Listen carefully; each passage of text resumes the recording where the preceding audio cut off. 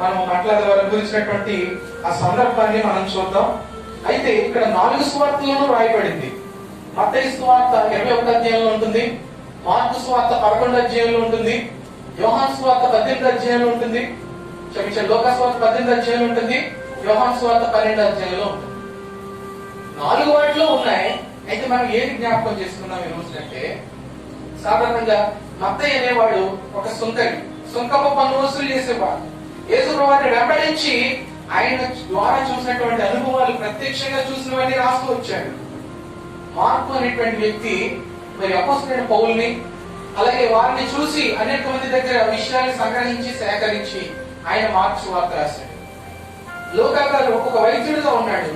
ఆయన పౌలు భక్తుల ద్వారా నేర్చుకున్నటువంటి విషయాలు ఆయన రాశాడు.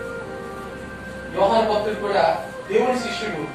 ఆయన కూడా ఆయన సాక్షాత్తు కళ్ళారా చూసినటువంటి విషయాల్ని యోహాను సువార్తలో లిఖించాడు. అయితే యోహాను భక్తుడు ఎక్కువగా మరి పురాతనమైన వాటిని, ఎక్కువగా చరిత్రకు సంబంధించిన వాటి గురించి ఎక్కువ చెప్పలేదు, కానీ ఆయన ఎక్కువగా చెప్పింది ఏంటంటే యేసు ప్రభు వారిలో వెలుగై ఉన్నాడు, ఆయన మరణించడానికి ఈ లోకానికి వచ్చాడు, ఆయన పునరుద్ధానం చెందినటువంటి వాడు, పునరుద్ధానం చెందిన తర్వాత జనాలకు అనేటువంటి కార్యాలు చూపించినటువంటి వాడు అనే విషయాన్ని హైలైట్ చేస్తూ యోహాను సువార్త రాశాడు. ఈ మత్తయి అయితే ఎక్కువగా యూదుల కోసం రాశాడు. యూదులైన వారు బాగా వినాలి, యూదులైన వారు మారాలి అనేటువంటి ఉద్దేశంలో రాశాడు. అందుకే ప్రతి విషయాన్ని, పాత నిబంధనలో ఉన్న విషయాన్ని, కొత్త నిబంధనల విషయాన్ని రెండింటినీ పెడతాడు. ఇలా రాయబడి ఉంది అంటాడు, ఇలాగ ఉంది అంటాడు. ఎందుకంటే లేఖనాల్ని, ప్రవచనాల్ని సంగ్రహించి వాటి ప్రకారంగా మత్తయి సువార్త రాశాడు. అయితే ఈ మత్తయి సువార్తని ఈరోజు చూద్దాం. ఈ మత్తయి సువార్త 21వ అధ్యాయంలో నేను చెప్పినటువంటి విషయము మీకు కనబడుతుంది. 21వ అధ్యాయం 11వ వచనం నుంచి, క్షమించండి 1 నుంచి 11 వరకు. తరువాత యెరూషలేమునకు సమీపించి ఒలీవ చెట్టు కొండ దగ్గర ఉన్న బెత్ఫగేకు వచ్చినప్పుడు యేసు తన శిష్యుల్లో ఇద్దరిని చూసి, మీ ఎదుటనున్న గ్రామమునకు వెళ్ళుడి, వెళ్ళగానే వెంటనే కట్టబడి ఉన్న గాడిదయు దానితో ఉన్న యొక్క గాడిద పిల్లయు నీకు కనబడును, వాటిని విప్పి నా యొద్దకు తోలుకొని రండి. ఎవడైనను మీతో ఏమైనను అని ఎడల అవి ప్రభువునకు కావలసినవని చెప్పవలను. వెంటనే అతడు వాటిని తోలిపెట్టినని వారితో చెప్పి వారిని పంపింది. ఇక్కడ మనం చూడండి, గాడిదని విప్పి తీసుకురండి అన్నాడు. దేవుడు గాడిని ఎందుకు ఎంచుకున్నాడు, గుర్రాన్ని ఎందుకు ఎంచుకోలేదు? గుర్రము యుద్ధానికి సాదృశ్యం.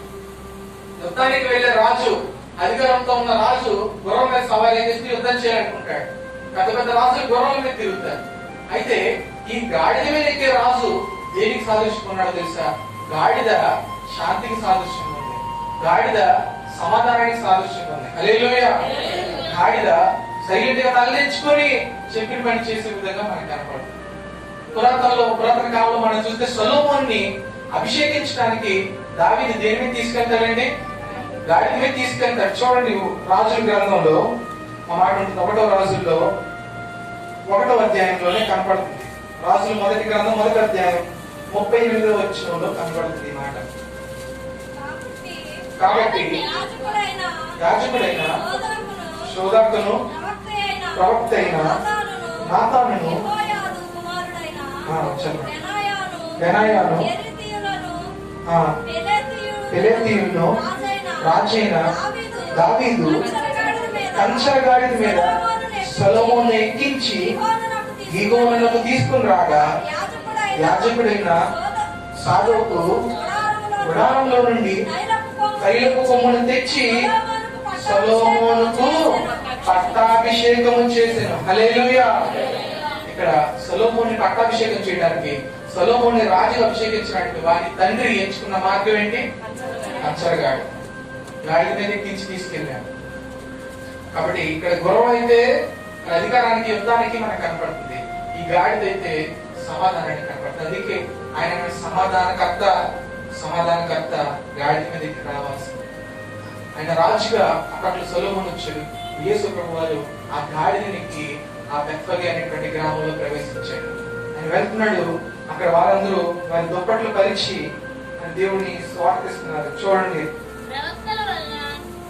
మత్తయి సువార్త 21వ అధ్యాయంలో మిగిలిన భాగం 5వ వచనం. ఇదిగో నీ రాజు సాత్వికుడై గాడిదను భారవాహక పశువు పిల్లైన చిన్న గాడిదని ఎక్కి నీ వద్దకు వచ్చుచున్నాడని సీయోను కుమార్తెలతో చెప్పుడి. చాలండి. ఇక్కడ నీ రాజు సాత్వికుడు. సాత్వికుడు అంటే వినయం కలిగినట్టు వాడు, దీన మనసు కలిగిన వాడు, తగ్గింపు కలిగిన వాడు. ఎందుకు తగ్గించుకున్నాడు? గాడి మీద ఎక్కడు కాబట్టి ఆయన సాత్వికుడే. గుర్రం మీద ఎక్కితే సాత్వికుడు అనే పదానికి అర్థం ఉండదు. ఇదిగో నీ రాజు సాత్వికుడు అన్నాడు. ఎందుకు సాత్వికుడు తెలుసా? కింద రాశాడు, భారవాహిక పశువు పిల్లైన చిన్న గాడిద పిల్లను ఆయన ఎక్కి నీ యొద్దకు వచ్చుచున్నాడు. ఇది ప్రవచనం. ఇది ఎక్కడ రాయబడిందంటే జకర్యా గ్రంథం 9వ అధ్యాయం 9వ వచనంలో ఈ ప్రవచనం రాయబడింది. జకర్యా ప్రవక్త ద్వారా ఈ ప్రవచనం అక్కడ రాయబడింది. ఆ ప్రవచనం నెరవేర్పులో ఇక్కడ యేసు ప్రభువు గాడిద ఎక్కి ఆ ప్రదేశంలో సంచరిస్తా ఉన్నాడు. తర్వాత చూడండి, శిష్యులు వెళ్లి తన ఆజ్ఞాపించిన ప్రకారం చేసి ఆ గాడిద దాని పిల్లలను తోలుకొని వచ్చి వాటి మీద తమ బట్టలు వేయగా ఆయన బట్టల మీద కూర్చుండెను. జనసమూహంలో అనేకులు బట్టలు దారి పొడుగున పరిచిరి. కొందరు చెట్లు కొమ్మలు నరికి దారి పొడుగున పరిచిరి. జనసమూహంలో ఆయన ముందు వెళ్ళుచుండిన వారును వెనక వచ్చుచున్న వారును దావీదు కుమారునికి జయము, ప్రభు పేట వచ్చి వారి స్తుతి పొందెను గాక, సర్వోన్నతమైన స్థలములలో జయము అని. కాబట్టి ఇక్కడ అంటున్నారు దావీదు కుమారునికి రాజుగా పిలుస్తున్నారు. ఆయన జై జైలు పలుకుతున్నారు, ఆయన కొనియాడుతున్నారు. కాబట్టి ఈ రాజు సమాధానకర్తగా వస్తున్నాడు. ఈ రాజు గాడిద పిల్లెక్కి వస్తున్నాడు. ఈ రాజు ఉన్నతమైన స్థితిలో రావట్లేదు. ఈ రాజు సమాధానకర్తగా మన దగ్గరికి వస్తున్నాడు. ఈ రాజులో ఉన్నటువంటి లక్షణం ఏంటంటే సమాధానకర్త అయినటువంటి రాజు. రెండవ లక్షణం మనం చూద్దాం. అదే యోహాను సువార్తలో ఒక ప్రాముఖ్యమైన విషయం మనకు కనబడుతుంది. అక్కడ 18వ అధ్యాయంలో 36వ వచనంలో 33 ఇక్కడ అంటాడు, పిలాతు తిరిగి అధికార మందిలో ప్రవేశించి యేసును పిలిపించి యూదుల రాజు నీవేనా అని ఆయన అడుగుగా, యేసు నీవే ఈ మాట నుంచున్నావా, లేదా ఇతరులు నీతో నన్ను గురించి చెప్పిరా? ఇక్కడ పిలాతు అంటున్నాడు, యూదుల రాజు నీవేనా? అందరూ నిన్ను రాజు రాజు అని పిలుస్తున్నారు కదా, ఆ రాజు నువ్వేనా?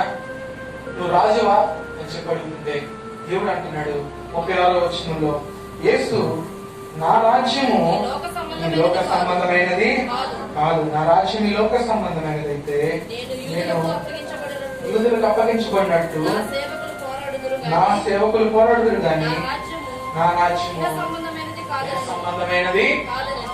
ఈ లోకంలో ఆయనకి రాజ్యం లేదు. ఆయన రాజులు అయ్యాడు. ఆయన అంటున్నాడు, నా రాజ్యం ఈ లోకంలో లేదు, నా రాజ్యం అక్కడ ఉంది, పర సంబంధమైనది. ఇక్కడ నీకు కనబడేది కాదు. ఇక్కడ నీ లోకంలో ఉన్న రాజ్యం అయితే నీ పాటికి నువ్వు ఈ స్థితిలో ఉండవు. నా మనుషులు వచ్చేసి నీ మీద ఎప్పుడో దాడి చేస్తాను. నా రాజ్యం ఇక్కడ లేదు. నేను ఇక్కడికి ఒంటరివాడిగా వచ్చాను, ఇక్కడ శ్రమ పొందడానికి వచ్చాను. ఏ బంధు బలగంతో, ఏ రక్షణ వలయంతో నేను రాలేదు, ఏ కారణం వేసుకుని నేను రాలేదు. నేను ఒంటరివాడిగా వచ్చాను. ఇప్పుడు కూడా గొర్రెల కాపరి సిలువ వేయబడాలి. గొర్రె పిల్లలందరూ చెదిరిపోయే పరిస్థితి ఉంది. అటువంటి పరిస్థితుల్లో భయంకరమైనటువంటి మరణంలోకి నేను ప్రవేశించి జీవంతో తిరిగి లేవడానికి లోకానికి వచ్చాను. అటువంటి వాడిని నేను. నా రాజ్యం ఇక్కడది కాదు, నా రాజ్యము పరసంబంధమైనది అంటున్నాడు. మరి నువ్వు దేనికి వచ్చావు? సరే, నీ రాజ్యం పరసంబంధమైనది, మరి ఇక్కడ నీ పని ఏంటి? నీ పరసంబంధమైన రాజ్యం అయితే ఇక్కడ ఆల్రెడీ రాజులు ఉన్నారు కదా, రాజులు ఉన్న ప్రదేశానికి నువ్వు రావడానికి కారణం ఏంటి? అక్కడ కింద దానికి జవాబు చూడండి. అందుకు 37, అందుకు పిలాతు నీవు రాజువా అని ఆయన అడుగగా, యేసు నీవు అన్నట్టు నేను రాజుని, సత్యమును గురించి సాక్ష్యం ఇచ్చుటకు నేను పుట్టితిని. చాలండి. ఆయన దేనికి రాజు అంట? సత్యమునకు రాజు. ఆయన సత్యమును గురించి సాక్ష్యం ఇవ్వడానికి రాజుగా వచ్చాడు. ఆయన దేనికి రాజు అంటే సత్యానికి రాజు. ఈ లోకంలో ఏ మానవుడిలో సత్యం లేదు. ప్రతి ఒక్కళ్ళలో అసత్యమే ఉంటుంది. సత్యం లేదు, ఎక్కడ చూసినా సత్యం లేదు. సత్యం ఏంటంటే పాపాన్ని బహిర్గతం చేస్తుంది. సత్యం ఏంటంటే ఉన్నటువంటి విషయాన్ని బయటకు చెప్పుద్ది. సత్యంలో దాప్రేకం ఉండదు. సత్యంలో మొహమాటం. డాక్టర్ మొహమాట పడ్డాడు అనుకోండి, పేషెంట్ బతుకుతాడా? బతకడు. అది ఎంత కఠినమైన పరిస్థితి కానీ సత్యం చెప్తాడు. ఎక్స్రే మిషన్ ఉంది, ఎక్స్రే మిషన్ నుంచి వచ్చే రిపోర్ట్ సత్యం. అది అంతరంగంలో ఉన్న దాన్ని రిపోర్ట్ లో దేవుడు మన స్కాన్ చేసి మన రిపోర్ట్ ఇవ్వడానికి లోకానికి వచ్చాడు. హల్లెలూయా. సత్యం గురించి సాక్షి ఇవ్వడానికి వచ్చాను. సత్యం అంటే ఏంటో మీకు పరిచయం చేయడానికి వచ్చాను. ఎంతకాలం మీరు అబద్ధాలతో బతుకుతున్నారు, అబద్ధాలతో నిండిపోయి బతుకుతున్నారు, సత్యం పూర్తిగా మర్చిపోయారు. అసలు మాకు దేవుడు ఉన్నాడని, మేము ఆయన పిల్లలమని, ఆయన కోసమే బ్రతకాలనే విషయాన్ని మీరు మర్చిపోయారు. సరదాగా అబద్ధం ఆడేస్తున్నారు. పిల్లలకు కూడా ఈ మధ్య తల్లిదండ్రులు సరదాగా అబద్ధాలు బలి నేర్పిస్తున్నారు. తమ అప్పులు వాడి ఇంటికి వచ్చాడు అనుకోండి, నేను లేడని చెప్పరా? ఆయన బాబు ఏం చేస్తాడు? మా నాన్నగారు లేరండి అంటాడు.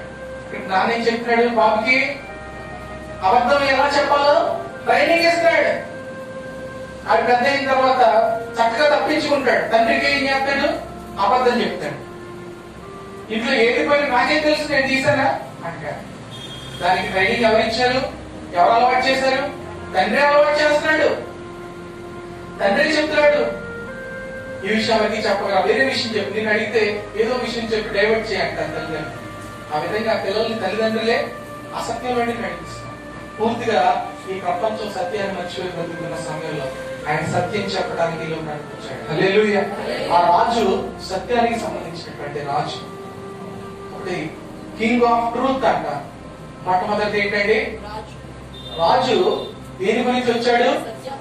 ఇప్పుడు సత్యం గురించి సాక్షి ఇవ్వడానికి వచ్చాడు. మొట్టమొదటిగా రాజు సమాధానాన్ని నింపడానికి వచ్చాడు. ప్రిన్స్ ఆఫ్ పీస్ గా వచ్చాడు. ఇప్పుడు కింగ్ ఆఫ్ ట్రూత్ గా మనకు కనపడతాడు. ఆయన సత్యం గురించి సాక్షి ఇవ్వడానికి ఈ లోకానికి వచ్చాడు. ఆయనలో అన్న ఆఖరి లక్ష్యం చూద్దాం. అదే యోహాను, అది హెబ్రీ పత్రికలో 1వ అధ్యాయం 8వ వచనాన్ని మనం జ్ఞాపకం చేసుకుందాం. హెబ్రీ పత్రికలో 1వ అధ్యాయం 8వ వచనం. అగ్ని జ్వాలగాను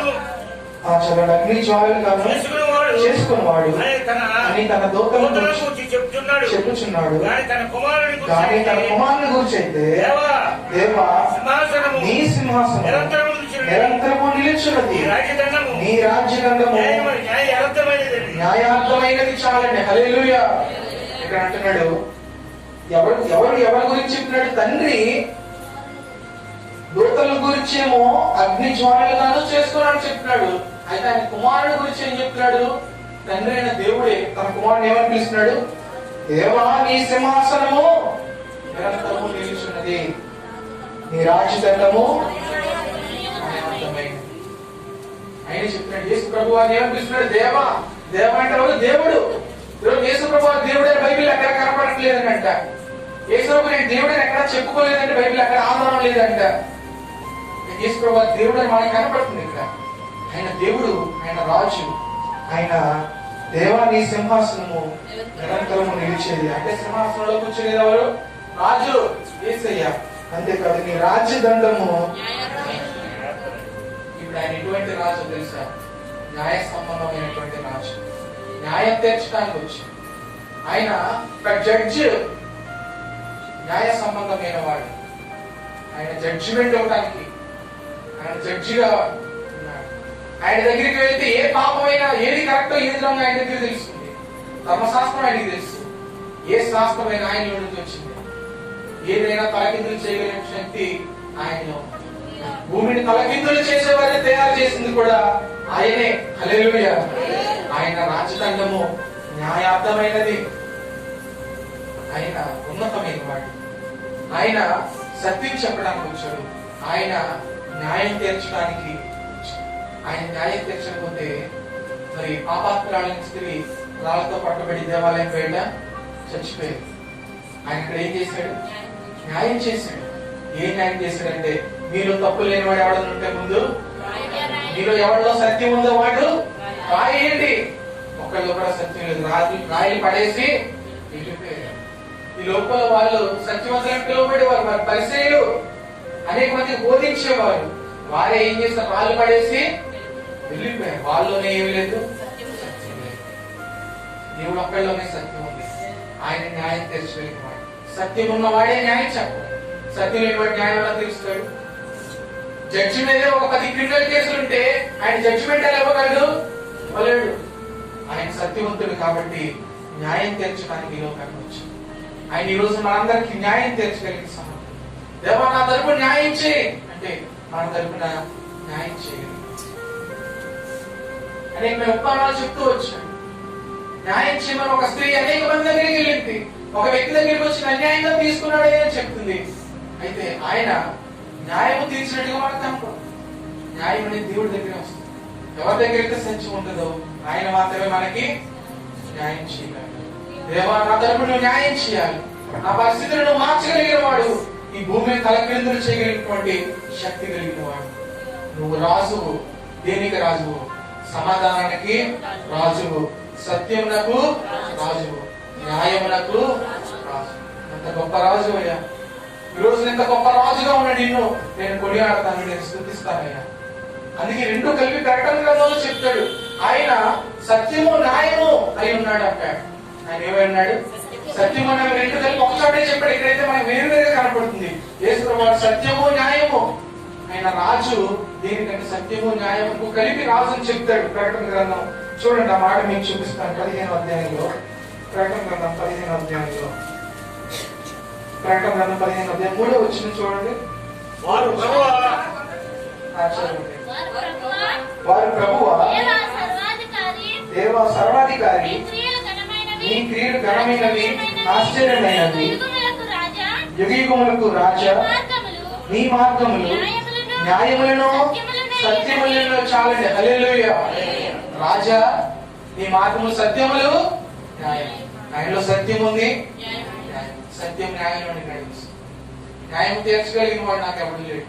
అందరూ నాకు విరోధంగా పలికేవాడే. నా పట్ల న్యాయం చేసేవాడు ఎవడు? దేవుడు అంటాడు, నేనున్నాను నీ పట్ల న్యాయం చేసేవాడు. ఎందుకంటే సత్యం ఏంటో నాకు తెలుసు. నా హృదయం, మన యథార్థత ఎవరికి తెలియకపోవచ్చు. అయితే చూసి అర్థం చేసుకునే వారి లోకంలో చాలా మంది ఉండొచ్చు. సింపుల్ గా వాడు అనవసరమైన వాడు, వాడు దేనికి పనికిరాడని ఈజీగా మనం జడ్జ్ చేసే వాళ్ళ లోకంలో ఉంటారు. అయితే అసలైన న్యాయం చెప్పేవాడు ఆయన. ఆయనకి మన యథార్థత తెలుసు, మనలో ఉన్న సత్యం ఆయనకి తెలుసు. అందుకే చాలా మంది అంటారు, నేనేంటో నాకు దేవుడికి తెలుసు అండి. నీకు తెలిసినా తెలియకపోయినా పర్లేదంట. ఏంటి? నేనేంటో నా దేవుడికి తెలుసు అంట. ఇప్పుడు నిస్సహాయ స్థితిలో దేవుడు ఒక్కడే న్యాయవంతుడు, ఆయన ఒక్కడే సత్యవంతుడు, ఆయన ఒక్కడే సమాధానంగా ఉంటుంది. ఈ ప్రధానమైన 3 లక్షణాలు ఆ రోజు యేసు ప్రభు వారిలో ఉన్నాయి. ఈ 3 లక్షణాలతో ఒక వినయ విధేయత సాత్వికంతో గాడిద పిల్లనికి ఆయన విషయంలో ప్రవేశిస్తుంది. అయితే అక్కడ ఉన్న వారు ఏమంటున్నారంటే, హోసన్నా హోసన్నా దావీదు కుమారుడా నీకు జయమంటున్నారు. అదే మనుషులు అదే నోటితో ఆయన సిలివేయండి వారం రోజులు తిరిగి మళ్ళీ ఏం చేస్తారు? మనుషులు హృదయాలు ఏ విధంగా ఉన్నాయి? వారిని రక్షించడానికి వచ్చే వ్యక్తి, వారిని కాపాడడానికి వచ్చే వ్యక్తి, వారిని స్వస్థపరచడానికి వచ్చే వ్యక్తిని అదే నోటితో పొగిడారు, అదే నోటితో స్తుతించారు. తిరిగి అదే నోటితో ఆయన్ని సిలివేయండి అని చెప్పేసి రాజు దగ్గర మానవుడు ఏ విధంగా మారిపోయాడు. ఈరోజు మనం కూడా అదే పరిస్థితులు ఉన్నాం.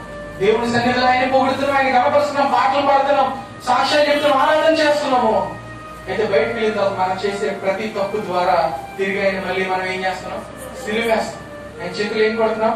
మేకులు కొడుతున్నాం. వాళ్ళైతే సాక్షి పలికారు, మనమైతే బహిరంగంగా ఆయన సిలివేస్తాం. మనకి వారికి తేడా లేదేమో. ఆలోచించేద్దాం. మనము ఈరోజు మాట్లాడే వారి దినాన ఆ రాజుకున్నటువంటి 3 ఘనమైన లక్షణాలు మనం చూసాము. ఈ లక్షణాలు బట్టి, దేవా నేను తృణీకరించేవాడు నేను కాదు, నాలో సమాధానం ఇవ్వగలిగిన వాడు, నాలో సత్యంతో నింపగలిగిన వాడు, నాకు న్యాయం తీర్చగలిగిన వాడు నీవే. అంత గొప్ప రాజు. నీకున్నటువంటి ప్రధాన లక్షణాలను చూసిన తర్వాత నిన్ను స్తుతించక నేను మానలేదు తండ్రి అని మనం దేవుడి దగ్గరికి వద్దాం. దయచేసి ప్రతి ఒక్క వృత్తాల్లో ఉంచి కళ్ళు మూసుకోండి. ఆ రోజు యేసు ప్రభు వారిని చూడటానికి వచ్చిన దగ్గరగా 40 లక్షల మంది జనంలో 3 రకాల జనాలు ఉన్నారు. మొట్టమొదటి జనం ఏంటంటే, అందరూ వెళ్తున్నారు కదా అని చెప్పేసి గుంపులో అందరితో పాటు వెళ్ళేవారు. అందరితో కలిసి యేసు ప్రభువుని చూడటానికి వెళ్ళేవారు. అందరితో కలిసి ఆదర్శగా కనపడలాడు. అందరితో కలిసి వారు ఏ ద్రోవ ఏ రాత్రంలో వెళ్ళిన వారు. అది మొదటి జనం. మనం వారిలో ఉన్నామా? రెండో జాతి ఏంటంటే ఆయన ఏదో అద్భుతాలు చేస్తాడేమో, ఆయన ద్వారా మాకు ఏదైనా వస్తుందేమో, ఏదైనా అద్భుతం మా జీవితంలో కూడా చేస్తాడేమో, ఏదైనా ఆస్తి మాకు వస్తుందేమో, లేకపోతే డబ్బులు పంచి పెడతాడేమో, ఏదో ఒకటి జరుగుతుందేమో అని చెప్పేసి అద్భుతాల కోసం అవసరతల కోసం ఆయన వెంబడించిన వారు రెండవ జాతి వారు. మూడవ తెగవారు ఎవరో తెలుసా? ఆయన సిలువ వేయడానికి సిద్ధంగా ఉండేవారు. ఏ విధంగా ఆయన పట్టుకుందాం, ఏ విధంగా ఆయన చంపుదాం, ఏ విధంగా ఆయన అపనింద వేద్దాం అని వచ్చిన వారు మూడవ వారు. వారి పరిస్థితి ఈరోజు మనం ఎటువంటి వారికి ఉన్నాం? ఈ ముగ్గురులో ఒకవేళ మనం ఉంటే మనం నాలుగో కోణంలో ప్రవేశించాలి. వారేంటో తెలుసా? హృదయపూర్వకంగా దేవుడిని ఆరాధించిన వారు, వినయ విధేయతలతో దేవుడిని ఆరాధించిన వారు, విధేయతతో ఆయనకి మంటలు వేసేవారు, విధేయతతో ఆయన ఎదురుగా మరి దుప్పట్లు పరిచినటువంటి వారు, విధేయతతో హోసన్నా హోసన్నా అని నచ్చారు. అదే నోటితో ఆయన కనుక చదివి నోటి ఆయన హృదయకరించే వారిగా ఉన్నామా, లేదా నిలకడ కలిగిన జీవితంతో జీవితాంతమైన కొనియాడే వారిగా ఉన్నామా? జ్ఞాపకం చేసుకుందాం, ప్రార్థన చేసుకుందాం. నాలో కళ్ళు మూసుకొని ప్రార్థనలోకి వచ్చి చిన్న ప్రార్థన చేసుకొని ఈ మాటల ద్వారా ప్రసంగాన్ని ముగించుకున్నాం. చిన్న ప్రార్థన చేసుకున్నాం.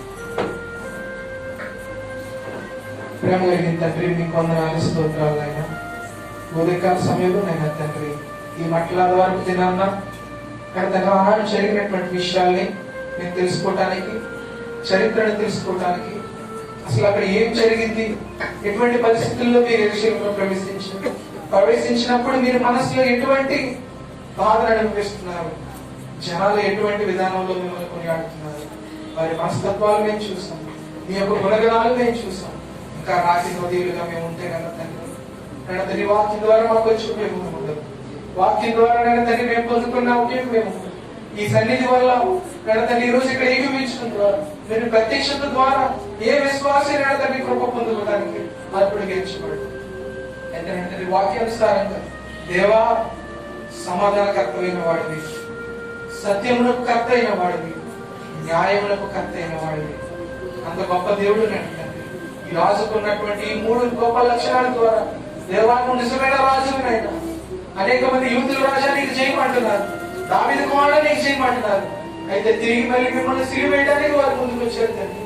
అయితే ఇక్కడ ఉన్న సంఘం పెట్టెల్లో తండ్రి ఏ విశ్వాసం ఎలా ఉండకూడదు తండ్రి. హృదయపూర్వకంగా తండ్రి పరిపూర్ణ హృదయంతో పూర్ణ ఆత్మతో మిమ్మల్ని స్తుతించే భాగ్యాన్ని ఇక్కడ ఉన్న ప్రతి ఒక్కరికి అనుగ్రహించి సహాయం చేయండి.